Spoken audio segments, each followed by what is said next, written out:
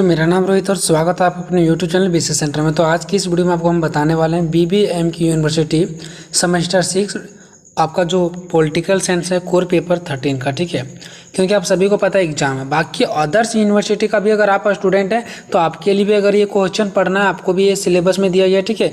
तो ये आपके लिए इंपॉर्टेंट है, ठीक है। तो देखो ये है क्वेश्चन, भारतीय राजनीति में भाषाओं का प्रभावों का वर्णन करें, ठीक है। अब देखो BBMQ यूनिवर्सिटी वाले जो स्टूडेंट हैं उनके लिए बहुत ही बड़ी खुशखबरी है। आप लोगों का अगर कोर 13 के एग्जाम में अच्छे मार्क्स लाना चाहते हैं तो मैं आप लोगों को एक बहुत ही अच्छा तरीका बता रहा हूँ, ठीक है। आपको देखो करना क्या है, सबसे पहले आपको आ जाना है यूट्यूब में और सर्च करना है आपको बीसी सेंटर। मैं जो तरीका बता रहा हूँ वो आप लोग तरीका जरूर अपनाना, ठीक है। ठीक है, तो जो मैं तरीका बता रहा हूँ उसको अगर अपनाओगे तो आप लोग अच्छा नंबर लाओगे, ठीक है। अब देखो क्या है, सो यहाँ पे बीसी सेंटर आप लोग को क्लिक करना और यहाँ पे सर्च पे क्लिक कर देना है, ठीक है।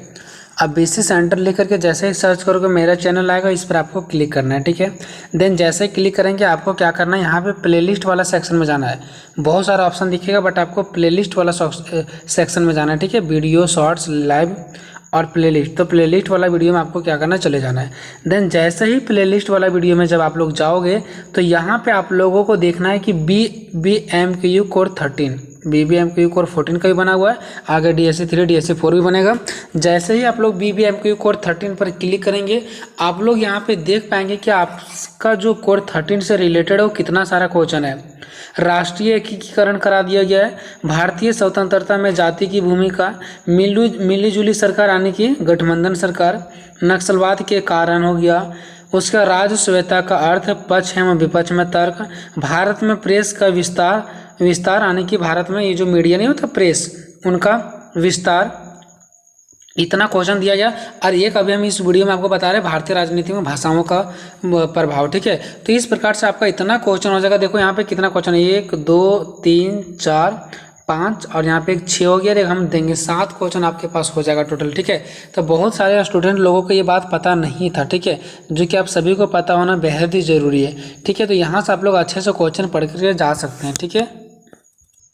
चलिए तो क्वेश्चन को हम क्या करते हैं, स्टार्ट करते हैं, ठीक है। तो भारतीय राजनीति में भाषा का प्रभाव क्या है उसके बारे में हमें बताना है, ठीक है। तो देखो सबसे पहले आते हैं भूमिका। तो भारतीय राजनीति के अनेक तत्वों में से एक भाषा भी है। मतलब भारत के जो राजनीतिक है उसमें अनेक तत्व हैं, क्योंकि भारत एक बहुत बड़ा विशाल है देश है, ठीक है। तो इसमें अनेक तत्व हैं, उनमें से एक भाषा भी है, ठीक है। भारत एक बहुभाषी देश है। बहुभाषी मतलब जहाँ पे बहुत सारा भाषा बोला जाता है, ठीक है। भारत में अनेक प्रकार का भाषाएं प्रचलित हैं, यहाँ पे बहुत प्रकार की भाषा बोली जाती है। हिंदी को भारत का राष्ट्रभाषा के रूप में घोषित किया गया है, ठीक है। ये बात आप भली भांति परिचित है इस बात से, ठीक है। आगे क्या है, भाषा लोगों के बीच में संचार का प्रमुख साधन है। जो भाषा है वो लोगों के बीच में क्या है, संचार का प्रमुख साधन है। संचार का मतलब होता है एक जगह से दूसरे जगह भेजना। तो भाषा के माध्यम से हम लोग बोल करके एक जगह से दूसरे जगह भेजते कि नहीं भेजते हैं। हम लोग बोलते हैं 1 गिलास पानी दो, हम बैठे हैं बट दूसरे के पास बोल दिए तो मेरा आवाज़ उसके पास चल गया। मतलब संचार मतलब वही होता है एक जगह से दूसरी जगह ट्रांसफ़र करना। तो भाषा भी क्या होता है, लोगों के बीच संचार का काम करता है, यानी संचार का ये प्रमुख क्या है, साधन है, ठीक है। उसके बाद नेक्स्ट देखते हैं, पहला पॉइंट हो गया। उसके बाद दूसरा पॉइंट देखते हैं, ठीक है। दूसरा पॉइंट में क्या है कि भाषा की विविधता भारतीय समाज की अनूठी विरासत है। मतलब जो भाषा की विविधता है ना वो भारतीय समाज की अनूठी विरासत है। ऐसा नहीं कि ये अभी हुआ है, नहीं, जब से भारत हमारा निर्माण हुआ, जब से हमारा भारत देश बना है तब से हमारा भाषा का विविधता है। भाषा का विविधता का मतलब क्या हो गया कि अलग अलग प्रकार का भाषाएं पाई जाती है, ठीक है। किंतु यही विशेषता तब संकट बन जाती है। देखो भारत में भाषा अलग अलग लोग बोल रहे हैं बहुत पहले से, लेकिन ये भाषा अलग अलग बोलने वाले लोग भारत पर संकट तब बन जाते हैं ना, यानी संकट तब बन जाते हैं जब यहाँ पर बोली तथा लिखी जाने वाली अनेक भाषाओं के कारण लोगों के मध्य द्वेष उत्पन्न हो जाता है। मतलब जब तक उन लोग अच्छा से रहते हैं तब तक तो ठीक है, लेकिन जब अलग अलग प्रकार के भाषा बोलने वाले लोगों के बीच द्वेष उत्पन्न हो जाता है, एक दूसरे के प्रति घृणा उत्पन्न हो जाता है, अपने आप को ऊंचा दूसरे के नीचा, इस प्रकार का जब सोच विचार आता है तो वहाँ पे लड़ाई झगड़ा उत्पन्न हो जाता है, ठीक है। और ये हमारे देश को क्षति पहुँचाता है। नेक्स्ट 1950 से 1960 के बीच राजनीति का प्रमुख मुद्दा भाषा ही था। जो 1950 और 1960 के बीच में जितने सारे राजनीति का प्रमुख मुद्दा रहा था वो सब भाषा ही था, ठीक है। 10 साल पूरा भाषा का ही मुद्दा था। नेक्स्ट पॉइंट है कि भाषा के आधार पर राज्यों की मांग तथा राज्यों आंदोलन राष्ट्रीय एकता के लिए संकट उत्पन्न करते हैं। देखो भाषा के आधार पर क्या करते हैं पता है, राज्यों की मांग करते हैं कि हम लोग इतना लोग क्या है ये भाषा बोल रहे थे, हम लोग के लिए अलग राज्य बना दिए। तो इस प्रकार से मांग करते हैं अलग अलग राज्यों का और क्या करते हैं आंदोलन करते हैं। इससे हमारा क्या होता है राष्ट्रीय एकता के लिए संकट उत्पन्न हो जाता है। ठीक है, इससे हमारा राष्ट्रीय एकता क्या हो जाता है टूट जाता है। ठीक है, अब हम लोग यहाँ पे ये देखेंगे कि भारतीय राजनीति में भाषा की भूमिका की, जो भारतीय राजनीति है उसमें भाषा की क्या भूमिका है। ठीक है, तो यहाँ पे मैंने ज़्यादा टाइम नहीं था इसलिए मैंने यहाँ पे डायरेक्टली फ़ोटो ही क्लिक कर लिया। ठीक है, इसमें कुछ आपको डिफ़िकल्ट लैंग्वेज लगेगा बट कोई दिक्कत नहीं, आपको अपना लैंग्वेज में लिखना है। ठीक है, बस समझ आना। ठीक है, तो देखते कि भारतीय राजनीति में भाषा का क्या भूमिका है।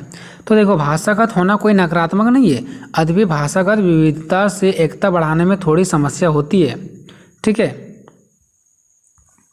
थोड़ी समस्या होती है, किंतु यदि एक ऐसा संपर्क भाषा हो जो विविध भाषा भाषी लोगों को एक सूत्र में बांधे रखे तो यह समस्या आसानी से दूर हो सकती हो, किंतु ऐसा हुआ नहीं और भाषा का प्रश्न राजनीति का प्रश्न बन गया। भाषा को आधार बनाकर राजनीतिक दलों एवं राजनीतिकारों ने सामान्य जनता को भी उत्तेजित करने का प्रयास किया और स्थिति ऐसी उत्पन्न हो गई कि ऐसा अनुभव होने लगा कि कहीं भाषा का प्रश्न हमारी राष्ट्रीय एकता को अखंडित ना कर दे। भाषा भारतीय राजनीतिक में निम्नलिखित प्रकार से भूमिका निभाती। देखो ये आपको भली बात ही नहीं समझ में आया होगा। ठीक है, बट मैंने जो उधर आपको ऊपर समझाया वही बात यहाँ पे बताई है। ठीक है, बट आपको क्या करना है, ये पॉइंट आपको नहीं लिखना है, यहाँ पे लिखना है भारतीय राजनीतिक भाषा की भूमिका।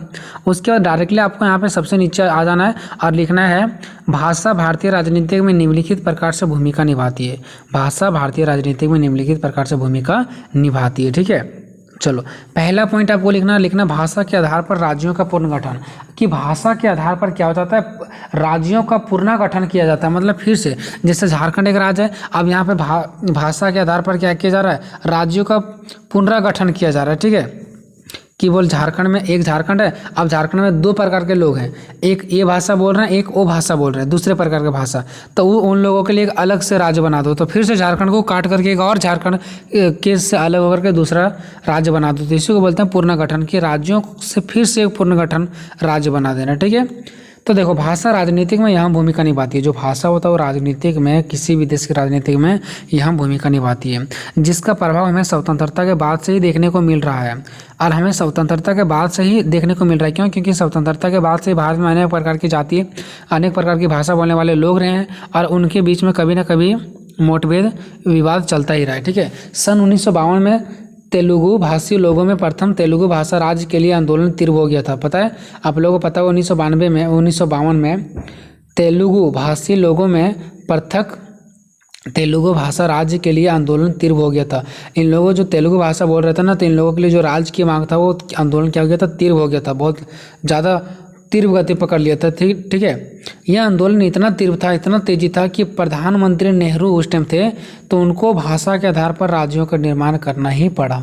सोचो भाषा के आधार पर इतना ज़्यादा ये संघर्ष था, ये जो युद्ध था, युद्ध तो नहीं बोलेंगे इसको आंदोलन बोलेंगे, ये जो आंदोलन था इतना तीव्र गति पकड़ लिया था कि प्रधानमंत्री नेहरू को उसको राज्यों का पुनर्गठन करना ही पड़ा। ठीक है, तो ये होता है भाषा का पावर। हिंदी भाषा विरोधी राजनीति। देखो अब जो हिंदी भाषा वो क्या हो जाता है विरोधी राजनीति, कैसे सो देखते हैं। भारतीय संविधान निर्माण के समय से ही हिंदी को राष्ट्रीय भाषा के रूप में प्रतिस्थापित करने पर राजनीति चल रही है। ठीक है, फर्स्ट से ही राजनीतिक में भारतीय हिंदी भाषा को घोषित किया गया हमारा राष्ट्रीय भाषा। ठीक है, उस समय लोगों का कहना था कि अंग्रेजी के स्थान पर हिंदी को प्रतिस्थापित करने में जल्दी करने का तात्पर्य होगा। ठीक है, उन लोगों का उस टाइम ये कहना था कि जो अंग्रेजी के स्थान पर हिंदी को प्रतिस्थापित करने में जल्दी करने का तात्पर्य होगा। यह हिंदी भाषा जनता पर हिंदी थोपना।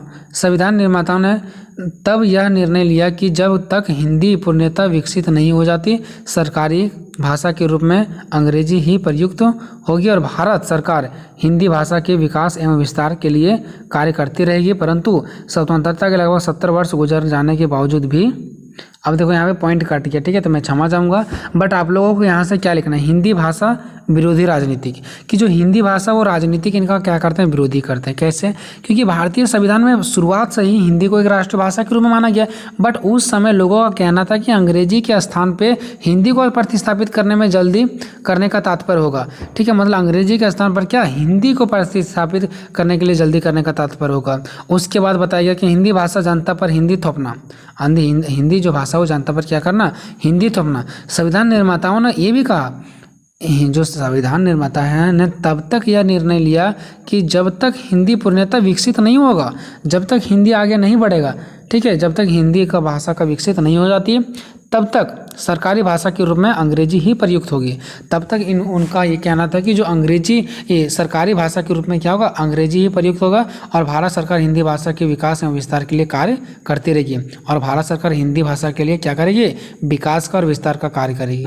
मतलब समझे, सरकारी के रूप में अंग्रेजी भाषा का प्रयोग किया जाएगा, लेकिन हिंदी भाषा का विकास के लिए और विस्तार के लिए सरकार कार्य करती रहेगी। ये आपको लिख देना, ठीक है। टाइम नहीं मिला इसलिए मैंने अपना लैंग्वेज में यहाँ पे मैंने नहीं लिख पाया ज़्यादा, ठीक है। राज्यों में भाषाई विवाद, भाषा के आधार पर राज्यों का पुनर्गठन होने के बावजूद राज्यों के अंतर्गत एवं सीमा पर भाषाई विवाद देखने को मिलता है, ठीक है। यानी कि भाषा के आधार पर राज्यों का पुनर्गठन होने के बावजूद भी राज्यों के अंतर्गत एवं सीमा पर, मतलब अब जब बांट भी दिया गया अलग अलग राज्यों को, तो बस सीमा मतलब ये हमारा क्षेत्र है, यहाँ तक मेरा सीमा है, यहाँ तक मेरा सीमा, इस पर भी लड़ाई लड़ते हैं। जैसे महाराष्ट्र और कर्नाटक सीमा पर स्थित बेलगांव असम में बंगाली और असमी भाषा को लेकर भी हमेशा उग्र विवाद वहाँ पे देखने को मिलते रहते हैं, ठीक है।